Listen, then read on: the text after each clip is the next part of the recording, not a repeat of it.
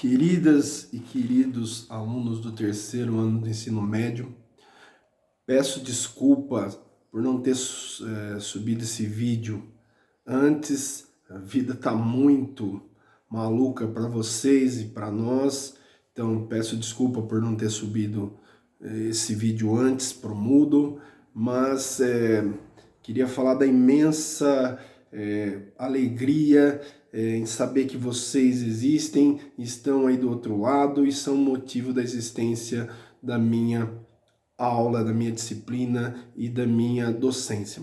Então, pessoal, o século XX ele é pontuado em duas frentes dentro da história, ou seja, todo manual que você pega, uma vertente dele perpassa as aulas anteriores que nós tivemos e trabalha muito a questão da República Velha, trabalha muito a República das Oligarquias, essa presença forte de cafeicultores, tanto paulistas quanto mineiros. Pontua a questão evoluindo o conteúdo a partir dos anos 10 a uma violenta crise da borracha, ou seja, a borracha tem um esplendor a partir do uso da mesma para pneus, e aí você já subentenda o Fordismo, já subentenda o Taylorismo, ou seja, linha de produção. Então a borracha ela tem um esplendor, mas só que o século XX, como Eric Hobsbawm pontua na Era dos Extremos, que ele chama também de o breve século XX, ou seja, ele diz que o século XX começa em 1914, termina em 1989, ou seja, ele pontua esse século de extremidades, ou seja, duas grandes guerras mundiais que ceifaram a vida de milhares de pessoas, todo um movimento de inovação tecnológica, invenção do avião, surgimento de ritmos como jazz nos Estados Unidos, onde na Belle Époque se dança freneticamente ao som de jazz, principalmente a partir dos anos 20, coisa que os historiadores pontuam como os loucos anos 20. Então, as mulheres começam a lutar por igualdade, por direitos. Então, mulher começa a sair de casa sozinha. Hoje em dia isso é uma verdadeira... É lugar comum mulher sair de casa sozinha, mas até então era uma afronta a um modelo de sociedade totalmente patriarcal, baseada na ausência de direitos e na predominância do chamado sexo masculino, tá? Então, observando o século XX a partir do prisma do Brasil, há uma sucessão de crises, uma crise da borracha. Por volta de 1913, 1914, se descobre borracha sintética, ou seja, a segunda revolução industrial em ação total, e aqueles que lucram com a venda da borracha brasileira, mais um commodity, ou seja, café durante um século, e hoje ainda um grande produto se bobear. Então a borracha brasileira ela começa a perder espaço no mercado externo, no mercado exterior, porque ingleses começam a plantar borracha na Índia, no Ceilão, e aí a borracha brasileira não tem mais como competir. Dizia uma lenda que senhores da borracha no Pará acendiam seus charutos cubanos com nota de $100.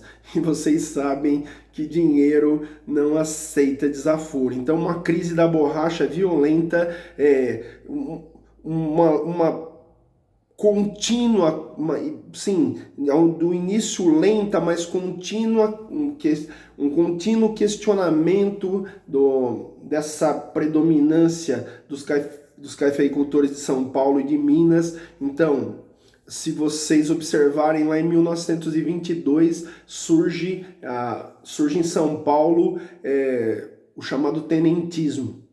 Então, o tenentismo, que é matéria às vezes recorrente em vestibulares, ele é um movimento de uma classe, de um estamento, de uma classe intermediária do exército brasileiro. Então os tenentes, eles não são generais, mas eles também não são soldados e cabos. Então esse extrato intermediário que começa a questionar certos valores da elite de São Paulo, de Minas e da elite brasileira em geral. E, ao mesmo tempo, esses tenentes, eles trazem consigo também um certo distanciamento de uma classe oprimida, de uma classe subalterna de trabalhadores brasileiros que não tinham acesso, que não alçavam a condições de interesse dentro de um olhar burguês, ou seja, assalariados. Então, o tenentismo, ele vem no bojo desse movimento contestatório, dessa elite, da predominância dessa elite cafeeira, tanto paulista quanto mineira.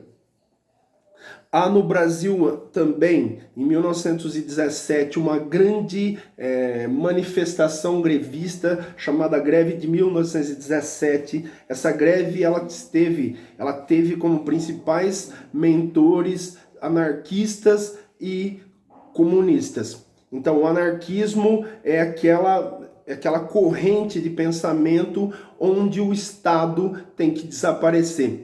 Então, o Estado, ele é o inimigo do ser humano dentro do olhar anarquista. Então, há sem narcos governo. Então, sem governo. Há um ditado anarquista que diz: "Ai governo, sou contra". Então, toda vez que existia um governo instalado em algum lugar, esses imigrantes italianos, espanhóis, que vieram para o Brasil no estofo daquela grande leva de imigrantes que vieram trabalhar no café, muitos deles já vieram com conhecimento, eram artesãos, eram ferreiros, eram padeiros, então já vieram com profissão e nem foram trabalhar no campo, no café. Eles já foram direto para cidades e essas cidades exigiam no momento dessa revolução industrial que está acontecendo no Brasil lentamente, então eles passam a trabalhar em fábricas. Sempre lembrando que em nível mundial, o processo de neocolonialismo, o processo de acirramento entre as potências europeias descambariam lá em 1914, num movimento, numa guerra de proporções até então desconhecidas. O Eric Hobsbawm, ele pontua no Era dos Extremos, que eu vou pegar aqui na biblioteca, ele pontua nesta obra que ele chama de Era dos Extremos, o breve século XX. Então aqui ele pontua que os acirramentos, eles são produtos de lutas colonialistas, e essas lutas colonialistas fizeram com que o mundo mergulhasse numa crise até então desconhecida. Essa crise descambou para a Primeira Guerra Mundial, ou seja, a formação de blocos já vinha se desenhando desde o fim do século XIX, início do século XX, por volta de 1905, alemães e austríacos, outrora inimigos, já vêm se organizando para formar a chamada Tríplice Aliança, que tinha como principais estruturadores a Alemanha, Hungria.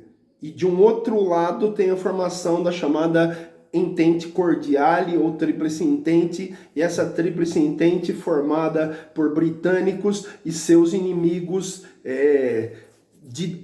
de séculos, que são os franceses. Então, de um lado há a formação de uma aliança de matiz e de matriz germânica, e por um outro lado uma outra aliança de povos também derivados do desse momento, mas também de uma origem germânica, que são britânicos e franceses. Então, vai se desenhando uma tríplice aliança e uma tríplice entente. E o choque entre essas duas forças, elas acontecem em 1914, devido à morte do arquiduque Franz Ferdinand, aqui traduzido em livros para Francisco Ferdinando. Então, Francisco Ferdinando vai tomar conta da Sérvia, vai tomar conta da Bósnia, e a chegada desse herdeiro desencadeia mas já não só a chegada do herdeiro, mas o processo de dominação do Império Austro-Húngaro, ou seja, Áustria-Hungria e Alemanha. Então, o Império Austro-Húngaro e a Alemanha formam a chamada Tríplice Aliança. Então, todo o processo de expoliação, todo o processo de negação do eslavismo forma que os sérvios, os bósnios, eles são de origem eslava. Então, a negação do eslavismo provoca a ira e um movimento chamado Mão Negra. Na Bósnia, eles acabam assassinando em Sarajevo o herdeiro do trono do Império Austro-Húngaro, e isso sim, seria a gota que faltava para encher o copo, para explodir a Primeira Guerra Mundial. Dizer